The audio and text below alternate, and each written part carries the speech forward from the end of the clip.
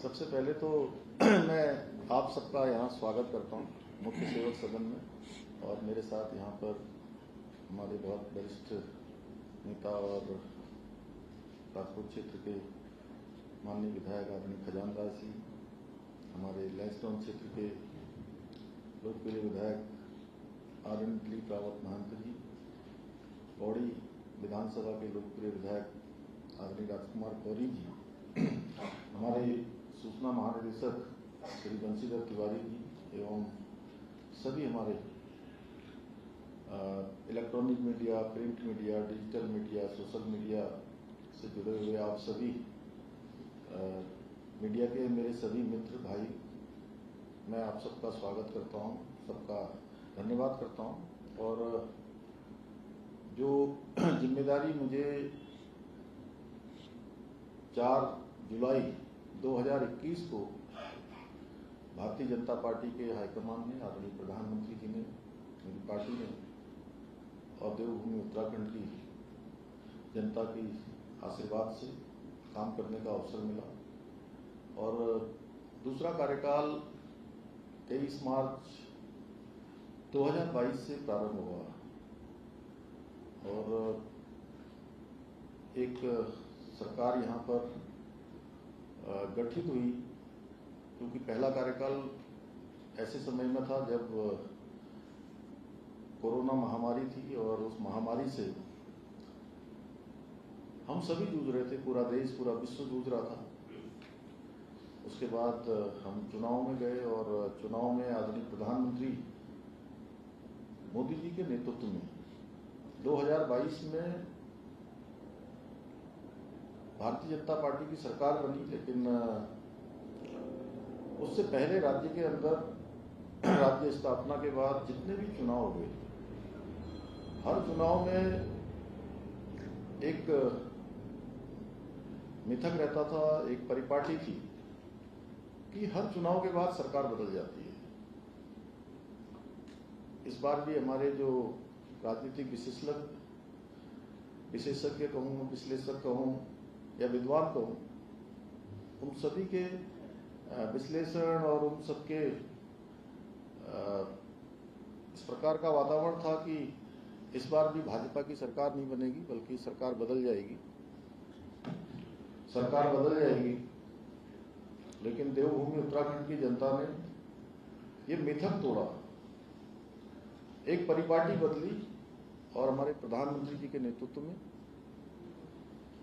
देवभूमि उत्तराखंड के अंदर एक इतिहास बना दिया।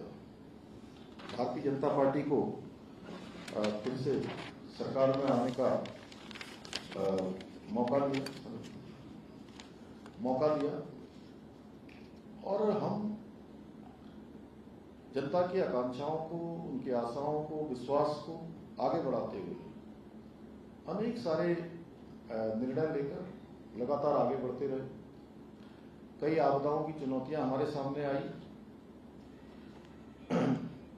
कभी रैनी की आपदा, कभी सिलक्यारा टनल की आपदा, कभी जल भराव की आपदा, उधम सिंह नगर हरिद्वार में भीषण अत्यधिक वर्षा के कारण अनेक बार हमको पूरे चाहे चमोली जनपद से लेकर और पिछले वर्ष केदार घाटी की आपदा, सिलक्यारा टनल, पूरे विश्व ने देखा कि एक किस प्रकार से रेस्क्यू ऑपरेशन वहां पर हुआ।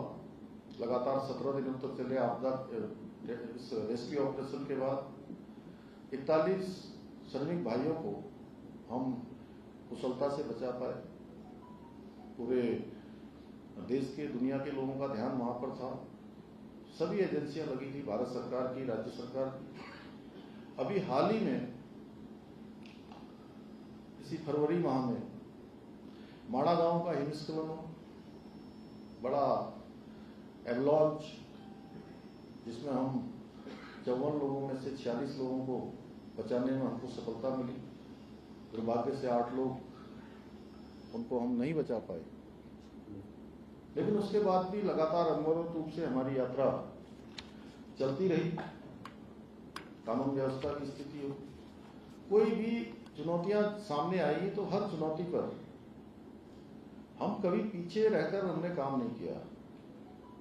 हमारा विश्वास इस पर रहा कि हम धरातल पर जाएं, मौके पर जो भी स्थिति हो उस स्थिति का सामना करें, और आपदा का कालखंड हो, संकट का कालखंड हो, कोई चुनौती हो, हमने प्रयास किया है कि हम अपने लोगों के बीच में खड़े हों और उनके हम प्रतिनिधि हैं, तो अपनों का जो नेतृत्व है वो अपनों के बीच में हो, अपनों के साथ हो।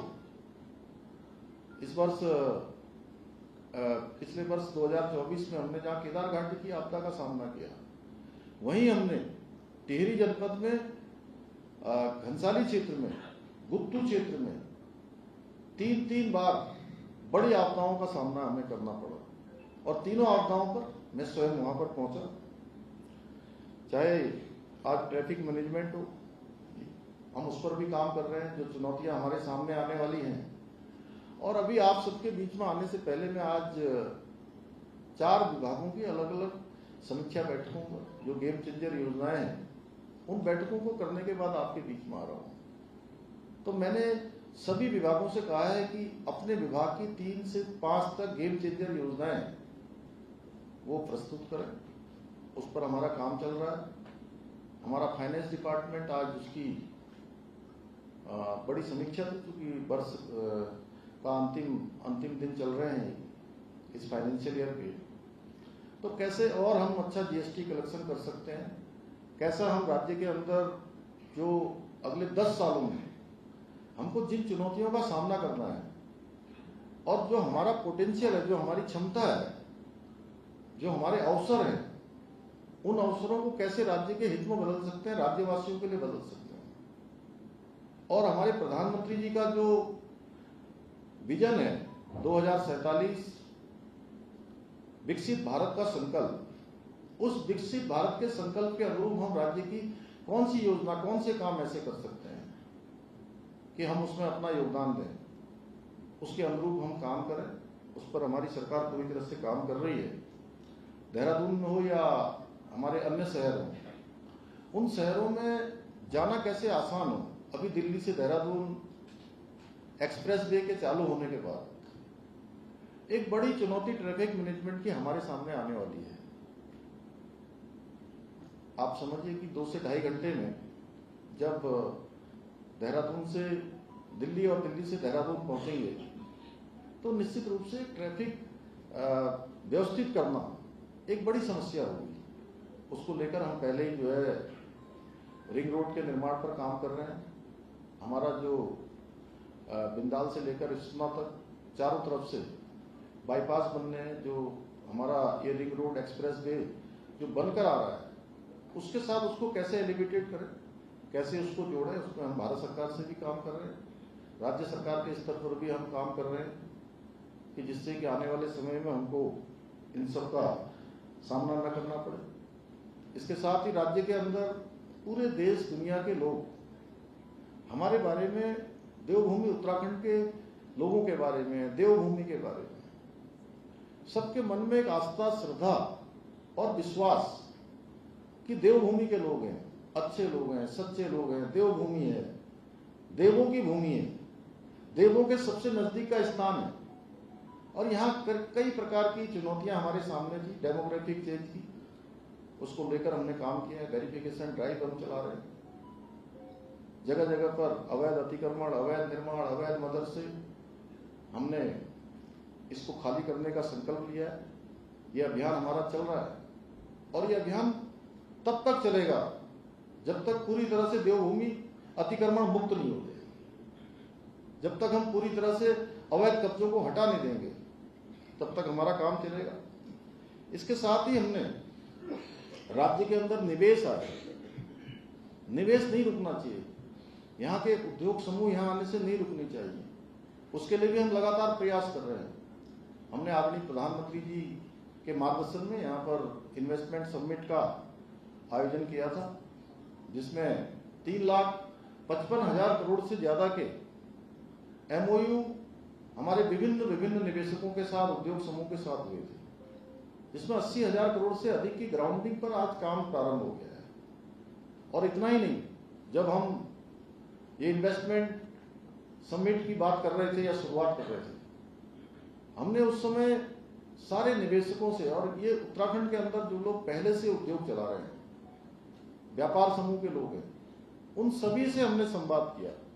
और संवाद करने के बाद उनसे जो सुझाव हमको प्राप्त हुए, उन सुझावों के आधार पर हमने 30 से अधिक नीतियां भी बनाई और बहुत सारी नीतियों में परिवर्तन किया, शिथिलीकरण किया, जिससे कि निवेश आएगा तो बड़ी मात्रा में हमारे यहाँ रोजगार का सृजन होगा, हमारे नौजवान युवाओं को रोजगार मिलेगा, हमारे उत्तराखंड के लोगों को काम मिलेगा, आर्थिकी हमारी बढ़ेगी, हर प्रकार से सबका उपयोग होगा, जिसमें हमने कई नीतियां भी बनाई, चाहे खेल नीति हो, आबकारी नीति हो, पर्यटन नीति हो, लॉजिस्टिक नीति हो, ऑटोमोबाइल की नीति हो, शिक्षा नीति हो। इसके साथ ही हमने बहुत सारे ऐसे मुद्दे हैं जो पहले के समय में, पहले की सरकारों के समय में ठंडे बस्ते में जिनको डाल दिया था, लेकिन हम उसको टालने पर हमारा विश्वास नहीं था। हमने आदरणीय प्रधानमंत्री जी के नेतृत्व में सीखा, जो रूल, जो नियम, जो कानून जो काम के नहीं है, उनको जिस प्रकार से भारत सरकार ने लगातार हटाया है, उसी प्रकार हमने भी यहाँ पर निर्णय लिए। और चाहे वो लैंड जिहाद के मामले हो, लव जिहाद के मामले हो या थूक जिहाद हो, इन सब पर हम कार्रवाई करने से कभी पीछे नहीं हटे। लेकिन हमने इसको कभी किसी वर्ग विशेष से जोड़ने का प्रयास भी नहीं किया। हमने कहा कि भाई लोगों ने हमसे, आप ही लोगों में से कई बार लोग हमसे पूछते थे कि आप किन्हीं विशेष लोगों के लिए ये कर रहे हैं क्या। तब हमारा कहना था कि हमारा राज्य ये बहुत प्रेम पूर्वक आपस में रहने वालों का राज्य है। यहाँ एक सभी लोग बहुत भाईचारे के साथ रहते हैं, प्रेम पूर्वक रहते हैं, आपस में बहुत सबके संबंध हैं। हम तो अतिक्रमण के खिलाफ कार्रवाई कर रहे हैं, अवैध कब्जों के खिलाफ कार्रवाई कर रहे हैं, जो भी चीज इलीगल है उसको हम कानून के दायरे में ला रहे हैं। और हमारा प्रयास है, मैं आप सबके माध्यम से आप सब बंधुओं को भी बधाई देना चाहता हूँ, आप सबका धन्यवाद भी करना चाहता हूँ कि आप समय समय पर आपने हमारा हमेशा प्रोत्साहन किया, सहयोग किया, हमको चेताया। व्यक्तिगत रूप से मिलकर भी आप सब लोगों में से भी बहुत सारे मित्रों की शुभकामनाएं मिलती हैं, और व्यक्तिगत रूप से फोन पर आपके सुझाव मिलते हैं, आपके मैसेज के माध्यम से मिलते हैं। हमें जो बहुत सारी चीजों पर हमारी नजर भी नहीं जाती, वहां पर आप सबकी नजर जाती है और आप सब हमको बताने का काम करते हैं। मैं आपका धन्यवाद करता हूं, उत्तराखंड की देवतुल्य जनता का धन्यवाद करता हूं कि उन्होंने हमेशा, चाहे कोई आपदा की स्थिति हो, कोई विपदा की स्थिति हो, कोई भी चुनौती हो, हर चुनौती में वो हमारे साथ खड़े हुए हैं। उन्होंने हमेशा हमारी पीठ पर हाथ रखा है, आगे बढ़ने के लिए हमेशा प्रोत्साहित किया है। इन्हीं कारणों से, इन्हीं सब इसी सहयोग के कारण से, आशीर्वाद के कारण से, समर्थन के कारण से, साथ के कारण से हम अनेक निर्णय ले पाए। देश की आजादी के बाद देश के संविधान निर्माताओं की भावना के अनुरूप उत्तराखंड पूरे देश के अंदर देश का पहला ऐसा राज्य बन गया जहां पर 27 जनवरी 2025 से समान नागरिक संहिता का कानून लागू हो गया। भाइयों बहनों, इसके साथ साथ हमने जबरन धर्मांतरण का कानून यहां पर बनाया, जो देवभूमि के मूल स्वरूप को और डेमोक्रेसी को जो खतरा पैदा हो रहा था, निश्चित रूप से उसको सुरक्षित करने का काम करेगा। इतना ही नहीं, लंबे समय से जो प्रदेश के अंदर एक बड़ी समस्या थी, नकल की समस्या, जिसके कारण से गरीब माता पिता के बेटे बेटियों के साथ न्याय नहीं हो रहा था, इंसाफ नहीं हो रहा था, हमने सख्त नकल का कानून लाकर और नकल माफिया पर किसी प्रकार से भी कोई कोताही न बरतते हुए 100 से भी अधिक नकल से जुड़े हुए माफियाओं को या अपराधियों को जेल में भेजने में भी हमने कोई पीछे हटने का काम नहीं किया, उनकी कमर तोड़ने का काम किया। और इसका परिणाम हुआ कि पिछले 3 वर्षों में हम 20,000 से भी ज्यादा हमारे प्रदेश के भाई बहनों को हम नौकरियां देने में हमें सफलता मिली है। और एक भी मामले में कहीं कोई नकल का मामला नहीं आया, एक प्रकरण में भी कोई मामला न्यायालय में नहीं गया है। आज गरीब माता पिता के बेटे और बेटियों को और उनके माता पिता को ये विश्वास हो गया है कि अगर हम अच्छी तैयारी करेंगे, हम मेहनत करेंगे, तो हमारी प्रतिभा क्षमता के साथ कोई भी जो है भेदभाव नहीं कर पाएगा, कोई पक्षपात नहीं कर पाएगा और हमको चयन का अवसर मिलेगा। पूरे प्रदेश के अंदर मैं जाता हूं, मुझे आप सबसे कहते हुए आज इस बात का संतोष है कि आपके माध्यम से मैं चाहता हूं कि भाई आप सब लोग यहाँ पर सैकड़ों की संख्या में हैं, लेकिन ये बात कई लाखों लोगों तक आपके माध्यम से जानी है। और मैं जब प्रदेश के विभिन्न स्थानों पर गया तो बहुत सारे माता पिता मिले मुझे। हमारे साथ खजानदास जी भी थे जब हम टिहरी के कार्यक्रम में गए थे जौनपुर में, तो माता पिता मिलने आए। उन्होंने कहा कि हमारा बेटा कई सालों से जो है परीक्षाओं की तैयारी कर रहा था, लेकिन उसका चयन नहीं हो रहा था। हम आपकी सरकार को धन्यवाद देते हैं कि अब इसका चयन एक नहीं 2-3 जगह पर हो गया है और ऐसे अन्य स्थानों पर भी आप लोगों को मिले होंगे।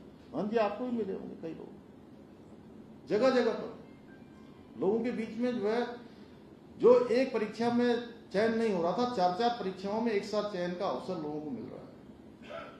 एक विश्वास जगह है और ये प्रक्रिया हमारी रुकने वाली नहीं है, आगे बढ़ेगी, हमने कहा है। और पहले दिन से मैंने 4 जुलाई 2021 को जब पहले कार्यकाल में मैंने इस दायित्व पर काम करना प्रारंभ किया था, उसी दिन संकल्प लिया था कि जितनी भी हमारे यहाँ पर पद रिक्त हैं पूरे प्रदेश के अंदर, हम उन सभी पदों को भरेंगे। और मुझे आप सबको बताते हुए आज कुछ संतोष है इस बात का कि आप सबके सहयोग से हम एक तो नकल का कानून ला पाए और इतनी सारी नियुक्तियों को, अनेक चुनौतियां होने के बाद भी। आपको पता है कि जब हम नकल माफिया पर कार्रवाई कर रहे थे तो उस समय किस प्रकार से जो है चुनौतियों का हमें सामना करना पड़ा, किस प्रकार से अनेक हमारे बीच के भाई बहनों को गुमराह करने का प्रयास किया गया। लेकिन मैं उन नौजवानों को भी, उनका भी मैं धन्यवाद करता हूं कि सबकी समझ में बहुत जल्दी आ गया था और वो हमारे साथ खड़े हो गए। नकल का कानून लाते ही पूरे प्रदेश के अंदर एक नई लहर पैदा हुई। प्रदेश के हर नौजवान ने हमारा समर्थन किया। उसी का परिणाम हुआ कि नकल का एक कानून हमारा ये राज्य के अंदर ही नहीं पूरे देश के लिए एक उदाहरण बन गया। इसके साथ साथ हमने दंगा रोकने के लिए कानून बनाया। हमने ये कानून बनाया और इसके पीछे हमारा हेतु था कि आप प्रदेश के अंदर, हमारे शांत प्रदेश में कोई दंगा न करे, कोई यहाँ पर आगजनी न करे, कोई तोड़फोड़ न करे, कोई सरकारी संपत्ति, निजी संपत्ति को नुकसान न पहुंचाए। एक घटना हुई थी हल्द्वानी के बनभुलपुरा क्षेत्र में। उसके बाद हमको लगा कि प्रदेश के अंदर सख्त कानून होना चाहिए और हम दंगा रोधी कानून लेकर आए। भू कानून लंबे समय से इस प्रदेश की मांग थी और भू सुधार की दिशा में हमने प्रयास प्रारंभ कर दिया। अभी गत विधानसभा सत्र में एक भू कानून की भी हमने शुरुआत कर दी है और वो भू कानून भी हम सबकी सुझावों के आधार पर, सबकी संभावनाओं के आधार पर, लंबे समय से उत्तराखंड के जनमानस की जो मांग थी उस मांग के अनुरूप लाए हैं और हमने शुरुआत करी है। आगे इसमें और हमको आगे बढ़ना है। समय के साथ साथ जैसे जैसे राज्य की आवश्यकताएं होंगी, राज्य की चुनौतियां होंगी, उसके अनुरूप हम आगे बढ़ेंगे। हमारे लिए हमारी महिलाएं हमेशा से शीर्ष प्राथमिकता में रही हैं, क्योंकि हमने प्रदेश के अंदर देखा है और मैं स्वयं एक ऐसे परिवार में पैदा हुआ हूं जहां मैंने अपनी मां को भी बहुत कठिनाई में काम करते हुए देखा है। कैसे बच्चों का लालन पालन होता है, कैसे घर में गाय भैंस को देखना होता है, कैसे खाना बनाना होता है, कैसे घर चलाना होता है, क्योंकि हमारे राज्य के अंदर ये कमोवेश हर परिवार की स्थिति ऐसी है। इसलिए हमने महिलाओं के लिए 30% का आरक्षण सरकारी नौकरियों में यहाँ पर सुनिश्चित किया विधेयक लाकर। आंदोलनकारी हमारे राज्य की बहुत बड़ी, राज्य को बनाने में उनका बहुत बड़ा योगदान था, तो हम 10% का उनके लिए भी आरक्षण लेके आए। कोऑपरेटिव में हमने जो है महिलाओं के लिए आरक्षण लाए। इसके साथ ही आज हम 1 लाख से अधिक बहनों को हम लखपति दीदी हम बनाने में हमको सफलता प्राप्त हुई है। और हमने 2025 में ही हमने 1.5 लाख लखपति दीदी बनाने का संकल्प लिया है। हाउस ऑफ हिमालय ब्रांड हमने जो आदरणीय प्रधानमंत्री जी के हाथों से शुरुआत की है, उस हाउस ऑफ हिमालय ब्रांड, उसमें महिलाओं के द्वारा जो उत्पाद बनाए जा रहे हैं, उन उत्पादों की मांग आज पूरे देश दुनिया के अंदर हो रही है और इतने शानदार उत्पाद हैं। मुझे आप सबके सामने कहते हुए खुशी होती है कि जब उनकी डिमांड हो रही है और साधारण स्थितियों में रहने वाली हमारी माताएं, हमारी बहनें जब इन उत्पादों को बना रही हैं, उनकी पैकेजिंग इतनी शानदार है, उसकी क्वालिटी इतनी उच्च स्तर की है कि बहुत बार वो मल्टीनेशनल कंपनियों को भी पीछे छोड़ रही हैं। उसी का कारण है कि हाउस ऑफ हिमालय ब्रांड आज हमारा देश दुनिया में प्रसिद्धि को प्राप्त हो रहा है, उसकी डिमांड बढ़ रही है।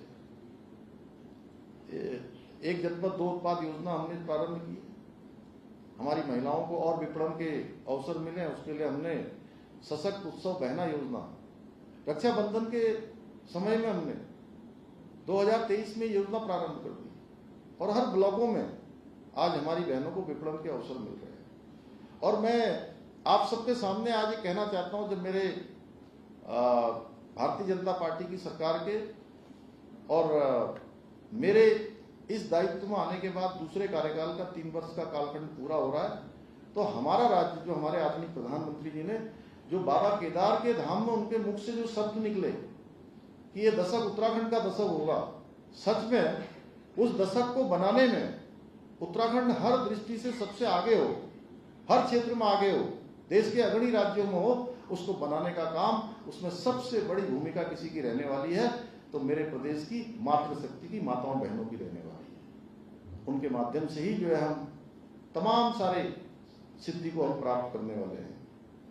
इसके साथ ही चाहे आज वो हमारे 4 धाम हो, उनका हर प्रकार से नवनिर्माण पुनर्निर्माण हो, केदार धाम का नवनिर्माण पुनर्निर्माण, भव्य केदार दिव्य केदार बनाना हो, या भगवान बद्री विशाल का मास्टर प्लान पर तेजी से काम होना हो, या अभी आदरणीय प्रधानमंत्री जी ने, भारत सरकार ने मुखवा हासिल आने से पहले ठीक 1 दिन पहले लगभग 7,000 करोड़ से भी ज्यादा की योजना गौरीकुंड से केदारनाथ और गोविंद घाट से हेमकुंड साहब जाने वाले दोनों रोपवेयों को स्वीकृति प्रदान की है।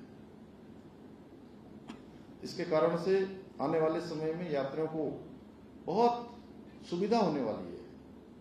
जो अस्वस्थ हैं, शारीरिक रूप से कमजोर हैं, वृद्ध हैं, उनकी यात्रा भी जो कई घंटों की यात्रा, दिनों की यात्रा कुछ ही मिनटों में और कुछ ही घंटों में पूरी हो जाएगी। आज यहाँ केदारखंड में हम अनेक सारे नए डेवलपमेंट कर रहे हैं, नए विकास के काम कर रहे हैं। वहीं मानसखंड मंदिर माला मिशन के माध्यम से आज अनेक मंदिरों के नवनिर्माण और पुनर्निर्माण का काम कर रहे हैं। पूरा सर्किट बनाने पर काम चल रहा है। आदि कैलाश की यात्रा प्रारंभ हो गई है और पिछले वर्ष 50,000 से ज्यादा यात्री वहां आए हैं इतने दुर्गम क्षेत्र में, और एक नया कार्य प्रारंभ हुआ है। इसके साथ ही हरिद्वार ऋषिकेश कॉरिडोर पर हमारा काम चल रहा है। 2027 में हरिद्वार में हमारा कुंभ भी प्रस्तावित है। हमारे 2 पूरे राज्य के बीच में 12 सालों में होने वाली यात्रा नंदा राजजात भी होनी है, उसकी भी हम पूरी तैयारी कर रहे हैं। ऋषिकेश कॉरिडोर, हरिद्वार कॉरिडोर बना रहे हैं। इसके साथ साथ मां पूर्णागिरी के धाम पर जहां लाखों भक्त प्रत्येक वर्ष आते हैं, वहां हम शारदा कॉरिडोर बना रहे हैं, उस पर भी हमारा काम चल रहा है। विभिन्न बाढ़ परियोजनाओं पर काम शुरू हो गया, जो परियोजनाएं हमारी लंबे समय से रुकी हुई थी।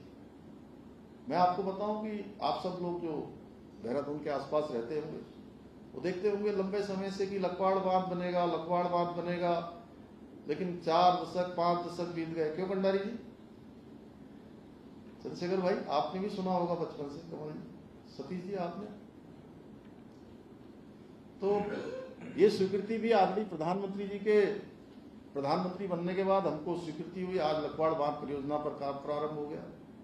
सौंग बांध परियोजना, जिसमें अगले 50 सालों तक देहरादून में पेयजल का कोई संकट नहीं होने वाला, जल स्तर भी बढ़ने वाला है। उस परियोजना की भी हमको स्वीकृति मिल गई। जमरानी बांध परियोजना, तराई भाबर हल्द्वानी में बनने वाली ये परियोजना, ये उत्तराखंड के पूरे तराई भाबर के साथ साथ हमारे राज्य के साथ लगे हुए उत्तर प्रदेश के भी कई जिलों को लाभ देने वाली है। वो योजना पिछले 6 दशक से अधिक समय से रुकी हुई थी। हम तो पैदा भी नहीं हुए थे तब से जो है उस योजना की बात लोग करते थे, लेकिन ये सारी योजनाएं आदरणीय प्रधानमंत्री मोदी जी के कालखंड में हमको इसकी स्वीकृति मिली है। प्रदेश में रेल का काम चल रहा है तेजी से, ऋषिकेश कर्णप्रयाग रेल लाइन पर काम चल रहा है। अनेक नए नए हमारे स्टेशनों का निर्माण हो रहा है। भारत सरकार के सहयोग से हमारा रेल का बजट बढ़ा है, रोपवे पर काम हो रहा है, रोड पर काम हो रहा है, हेली सेवाओं का हम विस्तार कर रहे हैं। जगह जगह हमारे 13 के 13 जनपद और अनेक डेस्टिनेशन जो हमारे टूरिस्ट डेस्टिनेशन है, टूरिज्म के डेस्टिनेशन है, उन सभी पर हम हेली सेवा प्रारंभ कर रहे हैं। प्रत्येक जनपद को अभी जोड़ने का काम हमने हेली सेवा से प्रारंभ कर दिया है। और खनन एक ऐसा विभाग होता था जिसमें जो है हर साल कुछ प्रश्न चिन्ह खड़े होते थे, जहां का रेवेन्यू 400 करोड़ 500 करोड़ बड़ी मुश्किल से होता था। आज ही मैंने फाइनेंस डिपार्टमेंट की आज बैठक करी है, 1100 करोड़ इस साल में अभी तक रेवेन्यू प्राप्त हो गया है। सरकार की कोई नीति अच्छी होती है तो उसके परिणाम दिखाई देते हैं। ये जरूर है कि शुरू में चुनौतियों का सामना करना पड़ता है, लेकिन आज हम हर तरह से आगे बढ़ रहे हैं। इसके साथ साथ एडवेंचर टूरिज्म और ट्रैकिंग दोनों पर हमारा काम चल रहा है। रिवर राफ्टिंग पर काम चल रहा है, साहसिक पर्यटन पर हमारा पूरा ध्यान है। हमारे राज्य के अंदर जितनी बैठकें भारत सरकार ने हमको इसका अवसर दिया, मैं आदरणीय प्रधानमंत्री जी का धन्यवाद करता हूं कि हमको G20 की बैठक का आयोजन करने का अवसर मिला और 3 बैठकें हमने यहाँ पर बहुत सफलतापूर्वक आयोजित की। और जो हमारे दुनिया के प्रतिनिधि यहाँ आए थे, डेलीगेट्स, वो एक अच्छा अनुभव लेकर गए, शानदार अनुभव लेकर गए और हमारे ब्रांड एम्बेसडर के रूप में पूरी दुनिया में उत्तराखंड का उन्होंने जो है कहीं ना कहीं हमारी प्रसिद्धि बढ़ाने का काम किया। इन्वेस्टर समिट हमारा बहुत सफल आयोजन रहा, वो भी एक अच्छा अनुभव रहा। अभी हाल में संपन्न हुए आप सबके सहयोग से 38वें राष्ट्रीय खेल, और इन राष्ट्रीय खेलों में भी देश भर के आए हुए खिलाड़ियों का एक अच्छा अनुभव देवभूमि उत्तराखंड के लिए रहा। और इसके साथ साथ हम खुद जो हमारा स्थान जो है 25वें स्थान पर 37वें खेलों में था और 38वें राष्ट्रीय खेलों में हमारा स्थान 7वें स्थान पर आ गया। और अगर पदक तालिका की बात करें तो हम 4थे नंबर पर हैं। देवभूमि वीर भूमि के साथ अब हम खेल भूमि के रूप में भी स्थापित होने की दिशा में आगे बढ़ रहे हैं। वेडिंग डेस्टिनेशन हम बनाने पर पूरी तरह से प्रतिबद्ध हैं। आदरणीय प्रधानमंत्री जी ने हमको मार्गदर्शन दिया है। अभी मुखवा में भी उन्होंने देश दुनिया के लोगों को एक तरह से अपील की है उन्होंने कि वेडिंग के लिए देवभूमि उत्तराखंड आइए। हम चाहे हमारा आज त्रिजुगी नारायण का क्षेत्र हो, रामनगर का क्षेत्र हो, या हमारा चूका का क्षेत्र हो, या हरिद्वार ऋषिकेश के अनेक स्थल हो, उन सभी पर हम वेडिंग डेस्टिनेशन पर और ज्यादा जो है उसको विस्तार करने पर, नए एस्टेब्लिशमेंट करने पर हम पूरी तरह से इस पर काम कर रहे हैं। हमने भ्रष्टाचार पर लगातार प्रहार किया, लगातार विजिलेंस डिपार्टमेंट ने कार्रवाइयां की और इस पर हम आने वाले समय में और भी सख्त रूप अपनाने वाले हैं। जितनी ट्रैपिंग है वो ट्रैपिंग हो रही है लगातार। कहीं पर भी अगर कोई मामले आएंगे तो उन पर सीधे सीधे कार्रवाई होगी। एक नया काम हमने इस वर्ष प्रारंभ किया, राष्ट्रीय और अंतर्राष्ट्रीय प्रवासी दिवसों का आयोजन किया।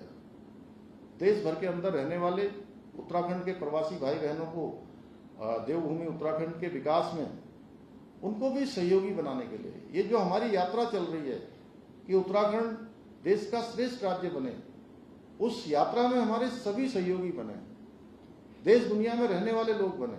उसके लिए हमने 2 प्रकार के आयोजन किए। जनवरी माह में जहां अंतर्राष्ट्रीय स्तर का प्रवासी सम्मेलन किया और उससे पहले हमने नवंबर माह में देश भर के जो प्रवासी हैं उनका सम्मेलन किया। उनके भी बहुत अच्छे अनुभव रहे, एक अच्छा अनुभव। और सभी ने अपनी जड़ों से जुड़ने पर उनको मैंने मन में उनके संतोष का भाव देखा, क्योंकि जो आज देश दुनिया में उत्तराखंड के लोग रहते हैं उन्होंने अपना एक स्थान बनाया है। अपनी मेहनत से, लगन से, ईमानदारी से, और अब वो उत्तराखंड के विकास में अपना योगदान देना चाहते हैं। अपने अपने एक एक गांव को गोद लेकर, अपने पैतृक स्थानों को गोद लेकर उन स्थानों का विकास करना चाहते हैं।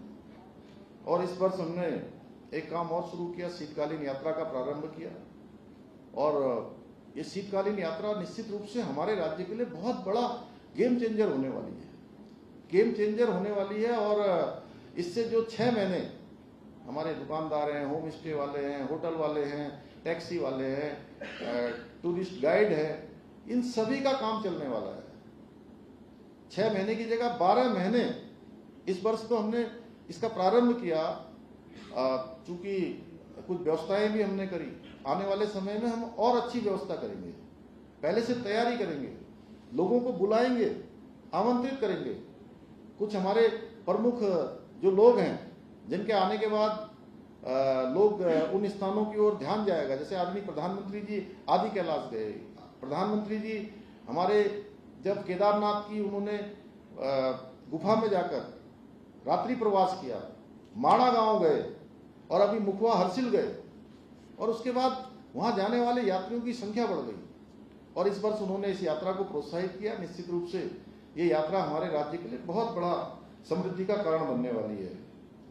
और हम विकास के मामले में जो प्रयास कर रहे हैं, हमारी दिशा बिल्कुल सही तरीके से आगे बढ़ रही है। उसी का परिणाम है कि एसडीजी इंडेक्स जो भारत सरकार का नीति आयोग प्रत्येक वर्ष एसडीजी इंडेक्स को जो घोषित करता है, उस SDG index sustainable development goal, सतत विकास के लक्ष्यों को प्राप्त करने में उत्तराखंड को पूरे देश के अंदर पहला स्थान प्राप्त हुआ है। पहले स्थान पर देवभूमि आई है। बेरोजगारी दर में भी हमने 4.4% की हमको कमी लाई है। रोजगार देने में भी हम आगे बढ़े हैं और राष्ट्रीय औसत से भी हम आगे निकले हैं। इसके साथ ही हमने स्टार्टअप के क्षेत्र में अच्छी वर्ष की श्रेणी में हमने स्थान प्राप्त किया है। प्रति व्यक्ति आय भी हमारी बड़ी है। अभी मैं देख रहा था कि कल ही उसका एक आंकड़ा भारत सरकार ने निकाला है, जिसमें हमको पूरे देश में 13वां स्थान मिला है। हम तेजी से उसमें भी आगे बढ़ रहे हैं। और इस बार का बजट हमारे लिए एक शानदार, इस महीने में कहूँगा उपलब्धि भरा, इसलिए कि हम 25वें वर्ष में इस साल प्रवेश कर गए हैं। ये हमारे राज्य का रजत जयंती वर्ष है। राज्य स्थापना का रजतोत्सव इस वर्ष को हम मनाने वाले हैं। ये उपलब्धियों वर्ष होने वाला है। और आम बजट में हमने 1 लाख करोड़ से हम आगे चले गए हैं। ये हमारी एक मैं कहूँगा कि राज्य के लिए एक उपलब्धि है। और आदरणीय प्रधानमंत्री जी ने एक बार संसद में एक बार कहा था कि माना अंधेरा घना है, फिर भी दिया जलाना कहाँ मना है। तो ये लगातार हमारा प्रयास जारी रहेगा। मैं यही कहूँगा कि अभी हमारे समक्ष राज्य के अंदर बहुत चुनौतियां हैं। मंजिल अभी दूर है, लेकिन राह हमारी ठीक है। मुझे पूरा विश्वास है कि उत्तराखंड को देश का श्रेष्ठ राज्य बनाने का जो हमारा विकल्प रही संकल्प है, उस संकल्प को आप सबके आशीर्वाद से, आप सबकी शुभकामनाओं से और उत्तराखंड की देवतुल्य जनता के आशीर्वाद से हम विकल्प रहित संकल्प को पूरा करने में अवश्य सफल होंगे। आप सबका बहुत बहुत धन्यवाद।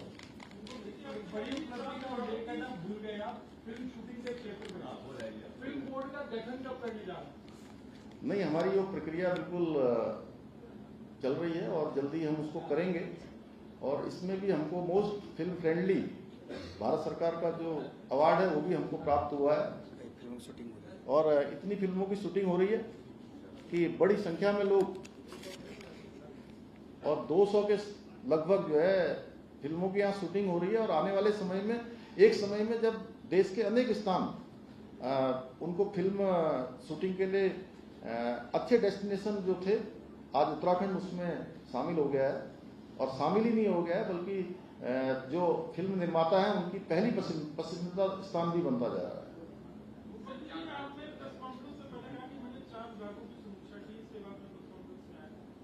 टारगेट उनको दिए हैं कि वो पैसे और बेहतर जो नई गेम चेंजर स्कीम है उसमें काम करें।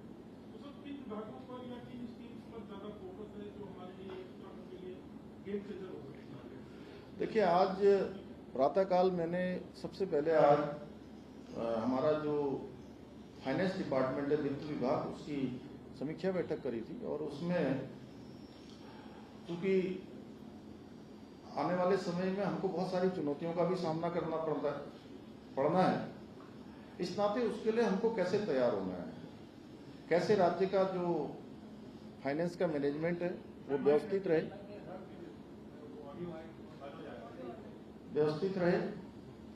उसके लिए उनको 10 साल की योजना, कार्य योजना और आने वाले 2047 का जो प्रधानमंत्री जी का हमारे विकसित भारत का संकल्प है, उस विकसित भारत के संकल्प में हम किस प्रकार से योगदान कर सकते हैं, क्या चुनौतियां हमारे सामने होने वाली हैं और क्या बेस्ट प्रैक्टिस हर डिपार्टमेंट बनाए कि जो केवल राज्य के लिए नहीं, पूरे देश के लिए एक अलग प्रकार का उदाहरण प्रस्तुत हो। जैसे बहुत सारे चीजों में आज हम अच्छे में आ गए, जैसे हम SDG गोल्स में हमारा पहला नंबर आ गया, बेरोजगारी में हम अच्छा काम कर रहे हैं, नकल के मामले में हमने अच्छा काम किया है, इतने लोगों को रोजगार दिया है, उस कानून को हमने समान नागरिक संहिता UCC लागू किया है। तो देश में बहुत सारी चीजों में आज हमारे लिए ये पूरे देवभूमि उत्तराखंड वासियों के लिए एक गौरव की बात है कि हम जो भी फैसले ले रहे हैं या जो भी निर्णय कर रहे हैं, जो कानून बना रहे हैं, आज वो पूरे देश के लिए भी कहीं न कहीं एक उदाहरण के रूप में हो रहे हैं। और आदरणीय प्रधानमंत्री जी ने हमारे राज्य स्थापना दिवस पर राज्यवासियों को संबोधित करते हुए अपने उद्बोधन में ये बात कही है। शुरुआत जो है होने को है, 1 लाख से ज्यादा लोगों ने पहले ही इसमें रजिस्ट्रेशन करवा लिए, चुनौतियां भी बड़ी।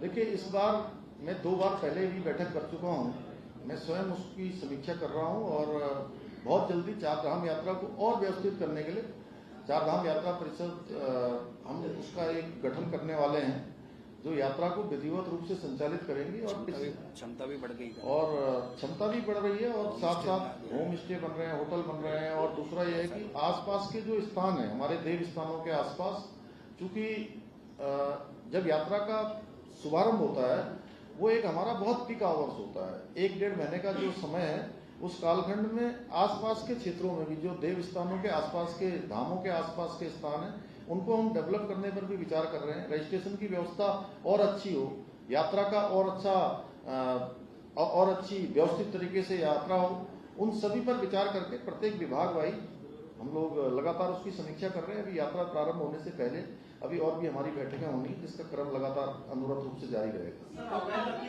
कार्रवाई हुई, हजारों एकड़ लैंड बैंक भी बना, अब जैसे अवैध मदरसों पे कार्रवाई चल रही है, सिर्फ सीलिंग तक रहेगी या हम इंफ्रास्ट्रक्चर को भी अगर कहीं इलीगल है तो उसको भी हटाएंगे, ये सब भी होगा इसमें? देखिए, मैंने कहा कि अवैध अतिक्रमण, अवैध मजारें, अवैध जो भी हैं, जो इलीगल है, सबको लीगल रूप में लाया जाएगा। और जब तक ये अतिक्रमण पूरी तरह से इंक्रोचमेंट नहीं हटाया जाएगा, नहीं हटेगा, तब तक ये अभियान जारी रहेगा। और ये काम केवल शुरू करने के लिए नहीं है, ये काम बिल्कुल पूरी तरह से साफ सफाई करने के लिए।